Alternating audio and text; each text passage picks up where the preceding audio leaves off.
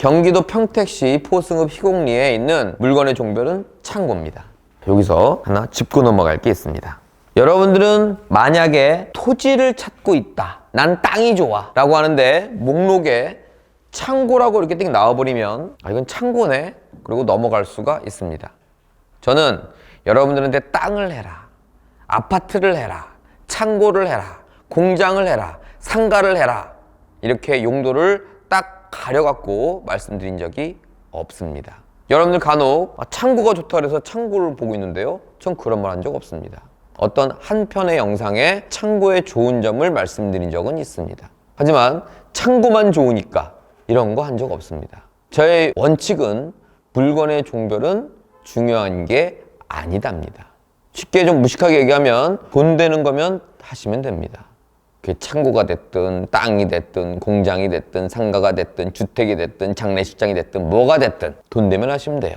자, 근데 그걸 말씀드릴 게 아니라 이건 분명히 창고라고 쓰여져 있는데, 자, 면적을 보면 토지의 면적은 7,041평입니다. 23,277평방미터예요. 약 7,000평이라고 할게요. 건물의 면적은 719평방미터, 즉 217평입니다. 이것도 뒷자리 빼고 200평이라고 할게요. 7,000평 땅에 200평의 창고. 이게 창고입니까? 아니, 창고라고 말할 수도 있지. 하지만 이걸 볼 때 7,000평의 땅에 200평의 창고라면 이건 땅에 속하죠. 그래서 여러분들이 너무 용도를 중시하다 보면 이런 물건들을 놓칠 수가 있습니다. 난 땅이 좋은데 창고네, 패스. 이건 땅이야, 땅. 무슨 의미인지 아시겠죠? 그런 의미로 이 부분도 조금 조심하셔라. 정리합니다. 용도는 중요한 게 아니다. 하지만 용도를 보기 위해서는 용도를 볼 게 아니라 실체를 봐야 된다 라는 말씀을 드리는 겁니다. 자, 이 물건에는 조금의 문제가 있었는데요, 하나하나 짚어보도록 하겠습니다. 이제는 이제 좀 익숙하죠? 이게 경매를 공부를 안 하면 이게 무슨 말인지도 모르고 보이지도 않다가 경매를 하다 보면 이제 경매 정보지에 슬슬 보이기 시작하고, 심지어는 길거리 가다가도 보이기 시작해. 야, 이런 게 있었네, 우리 동네에. 있습니다. 이것 또한 있었어요.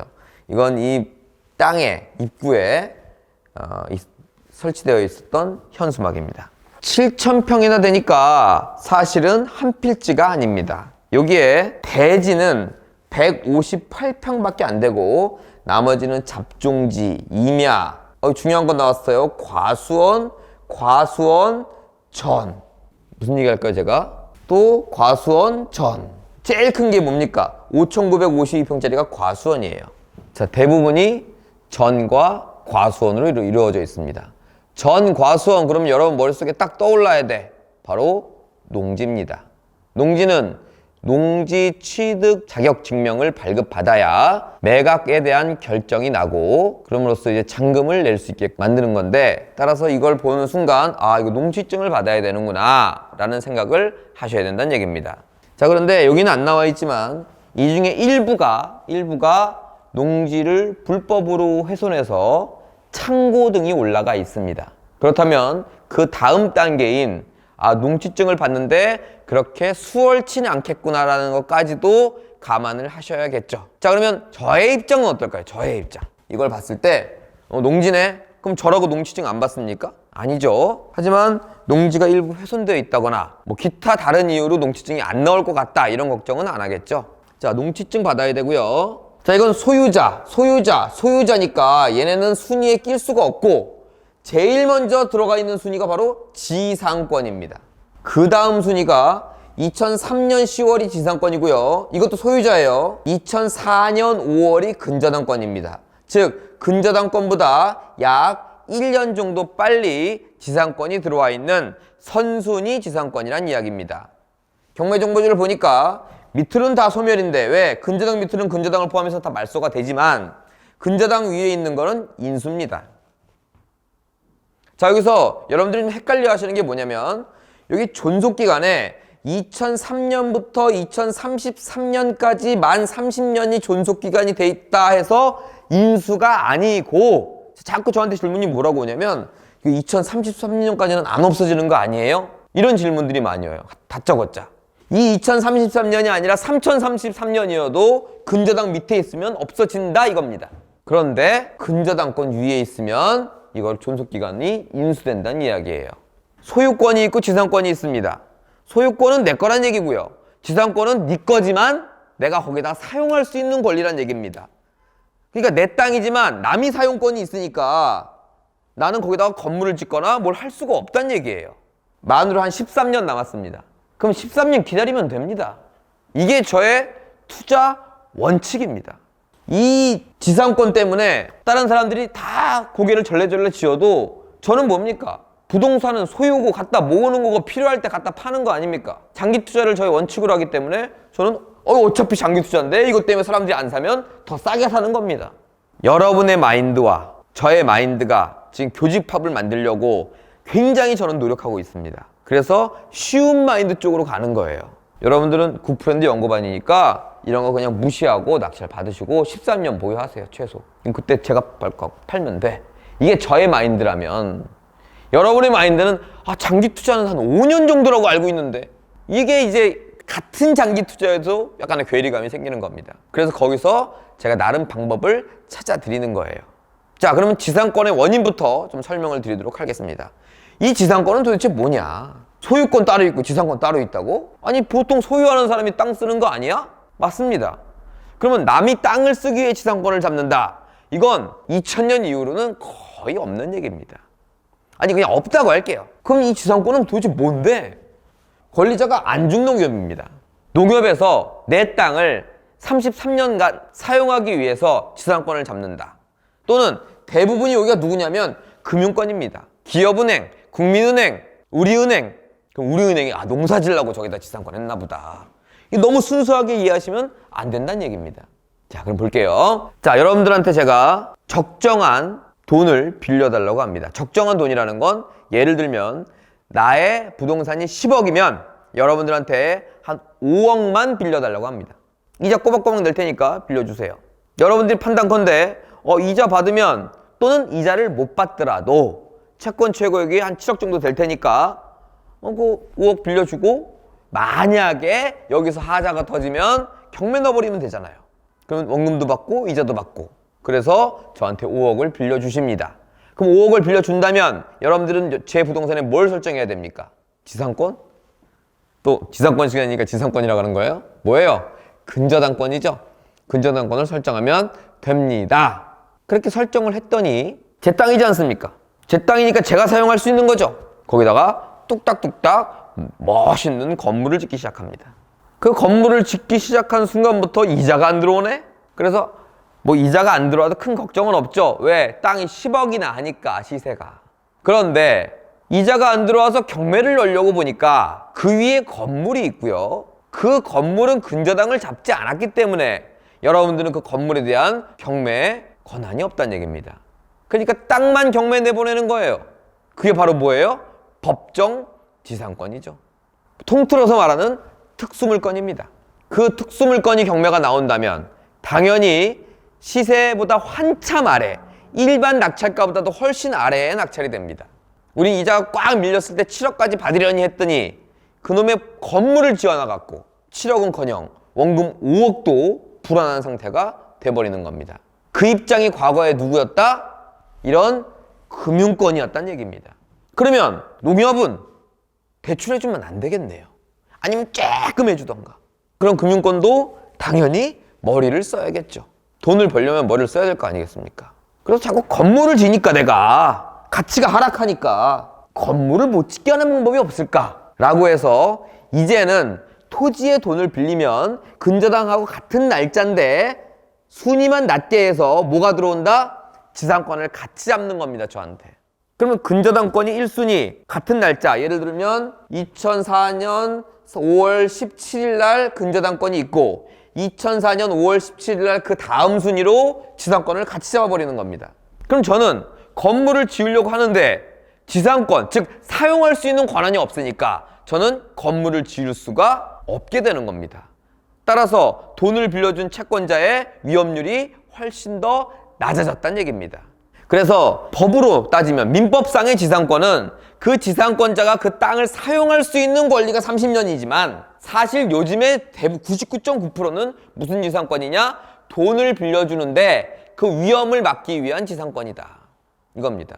그래서 그 지상권을 잡을 때 혹시나 지상권을 위에 잡으면 같은 날짜라도 선순위로 잡아버리면 나중에 잘못됐을 때 낙찰자가 보기에 이게 인수잖아. 그러니까 근저당을 먼저 잡고 지상권을 밑으로 이렇게 잡는 겁니다. 같은 날짜여도. 그럼 얘가 1순위, 얘가 2순위. 자, 같은 날짜라는 얘기는 같은 날짜여도요, 요 숫자 있죠, 숫자. 그게 빠르면 선순위예요. 자, 그래서 이렇게 잡아놓고 이제 돈을 갚으면 같이 풀어주는 겁니다. 경매는 당연히 근저당이 위니까 같이 풀릴 거고요. 여기까지 이해 가셨죠? 자, 그런데 이런 건, 자, 볼게요. 이제 결론 들어갑니다. 지상권이 있고 근저당권이 있으면 당연히 1년 앞서니까 인수가 맞습니다. 이게 법이에요. 그런데 가만 보니 지상권과 근저당권은 같은 권리자입니다. 게다가 금융권이에요. 이건 대부분 뭐냐? 2003년 당시에 돈을 빌려 썼을 겁니다. 그때 근저당과 지상권을 같이 잡았다가 돈이 더 필요해서 1년 후에 근저당을 다시 잡는 거예요. 그럼 근저당은 후순위로 밀려나고 그 지상권이 더 위로 남아있는 겁니다. 당연히 농협은 후순위로 밀려나기가 싫죠. 근데 중간에 아무것도 없으니까 아무 상관없는 겁니다. 갚으면 둘 다 지어주면 됩니다. 문제는 낙찰자들이 걱정하는 겁니다. 이거 안 지어주면 어떡하지? 그래서 지금 결론이 뭐냐면 사실상 땅을 사용하는 지상권이 아닌 돈을 빌려주기 위한 지상권이라면 이런 선순위에 있는 지상권도 협의에 의해 말소할 수 있다는 얘기입니다. 협의에 의해? 맞습니다. 채권자가 갖고 금융권이라면 특별한 걱정 없이 입찰해도 된다. 이게 지금 이거 한 필지가 아니라 4개의 필지인가가 이런 식으로 되어 있거든요. 걱정 안 하셔도 된다. 자, 그러면 그거의 과정도 설명을 드리고 이 지상권은 마치도록 하겠습니다. 자, 제가 이걸 처음 봤을 때 당연히 그런 구조를 모르니 인수한다고 생각하고 입찰을 들어가지 않았습니다. 초보 때였죠. 자, 가만히 생각해보니까 아니 당신이 이거 사용하는 거 아니잖아, 이 땅. 근데 왜 지상권을 잡아놨지? 하고 이제 접촉을 해봅니다. 그랬더니 아까와 같은 이유 등으로 돈을 빌려주기 위한 지상권이라 이겁니다. 그래서 그럼 이거 낙찰되면 이거 말소돼요? 그럼요. 이렇게 대답을 해요, 담당자가. 아니라고, 아니야. 담당자가 모르는 거예요. 이거 내가 갚으면 말소는 되죠. 하지만 경매 받으면 농협하고 관계없이 등기소에서 처리하는 거기 때문에 선순위니까 말소 안 되네? 남겨놓습니다. 담당자는 당연히 갚는 거나 경매당하는 거나 내가 갖고 있을 필요가 없으니까 말소를 해야지 라고 생각을 합니다. 거기에 있어서 등기 비용이나 협상에 대한 게 살짝 남아있다는 얘기입니다. 심지어는 협상을 안 해주면 소송으로도 말소시킬 수 있다. 자, 근데 그렇게 되니까 뭐가 문제냐? 자, 초보 때는 바보 할까? 바보? 바보부터 할게요. 바보예요. 바보는 이렇게 봅니다. 경매 받으면 다 없어진다며 덜컥 낙찰 받습니다. 자, 바보예요. 큰일 났죠, 인수되니까. 이제 초보예요. 초보는 근저당권보다 위에 있는 지상권은 말소가 되지 않는데 내가 책에서 봤어. 누구한테 배웠어. 이건 입찰하면 큰일 나는 물건이야. 라고 입찰을 안 합니다. 중수 갑니다. 중수 가니까 가보니까 이게 얘는 의도 자체가 이거 없어지면 이것도 없앨 거거든. 그러니까 입찰해도 되는 거야. 근데 법으로는 안 없어지거든. 그러니까 이제 뭘 하냐면 없애겠다는 각서를 하나 써주세요. 금융권에서 각서 받으면 안전할 거 아닙니까? 대기업들인데. 근데 그런 금융권에서 각서를 써주나요? 당신이 낙찰받았을 때 지상권은 없애드리겠습니다. 40년 전은 모르겠지만 지금은 안 써줄 겁니다. 뭐 이런 말은 할 수 있겠죠. 말소시켜 드린다니까 왜 그러시나. 그런데 아직 초보에서 벗어난 단계다 보니까 갓 벗어나는 단계다 보니까 불안한 거예요. 그러니까 이제 그 사실을 알면 이제 어떻게 되느냐. 똑똑한 담당자가 있다면 이것 때문에 유찰이 더 될 수도 있겠구나. 이것 때문에 나의 채권이 제대로 확보가 안 될 수도 있겠구나 라고 해서 뭘 했냐면 그 당시에 안중농협으로부터 신고가 제출됐대요. 무슨 신고? 나한테 준 게 아니라 법원에 제출된 겁니다. 이거 낙찰받으면 2003년 10월 1일 날 있는 지상권은 없애드리겠습니다 라는 동의서, 신고서 등이 제출됐대요. 자, 그럼 중수는 뿌듯합니다. 내가 알려줘서 이런 게 들어왔구나. 자, 그럼 다시 바보부터 들어갑니다. 자, 바보는 낙찰받으니까 낙찰받고 잔금 내고 나니까 이게 그대로 살아있네? 큰일 났네. 망했네. 이렇게 방치하는 게 아니고 이걸 들고 큰일 났습니다 하고 전문가 등을 찾아다니겠죠. 하지만 낙찰을 받아먹으려고 잔금을 다 내버렸기 때문에 이건 되돌릴 수는 없습니다. 그래서 나를 포함한 어떤 전문가들을 만나면 공짜로는 안 해줘요. 하지만 부동산 값이 아까 35억짜리인데 뭐 35억을 내라 이런 말은 안 합니다. 몇백만 원에서 뭐 몇천만 원 안짝으로 그걸 해결을 해 주겠죠. 그러면 결론은 뭐예요? 좋은 부동산 잘 산 거예요. 요만큼 비용이 추가된 것 뿐입니다. 자, 두 번째입니다. 초보예요. 초보는 이거 인수되는 거 알죠? 못 들어가죠? 그럼 초보는 아무 변화도 없습니다. 인생에? 투자 인생에. 중수입니다. 많은 걸 이제 알고 실제로 접촉도 해서 지상권을 동의해 주겠다는 말소 동의서까지 법원에 제출이 됐죠? 그리고 나서 뭐예요? 중수는 낙찰을 못 받습니다. 이게 항상 그 중수의 딜레마예요. 중수는 죽 써서 남줍니다. 이게 없어진다고 동의서가 제출되는 순간 어떻게 돼요? 아까 입찰을 안 들어왔던 누가 들어와? 초보가 들어오죠? 초보가 들어오면 그 물건은 싸게 낙찰받을 수는 없습니다. 이 모든 경매시장의 낙찰가율은 초보가 결정합니다. 어려운 건 고수들 몇몇이서 입찰하겠죠. 자, 그래서 결론은 중수는 낙찰을 못 받거나 만약에 이걸 받았다면 꽤 높은 금액에 받았을 것이라는 겁니다. 고수는 어차피 낙찰을 받고 해결하는 문제니까 걱정할 게 없습니다.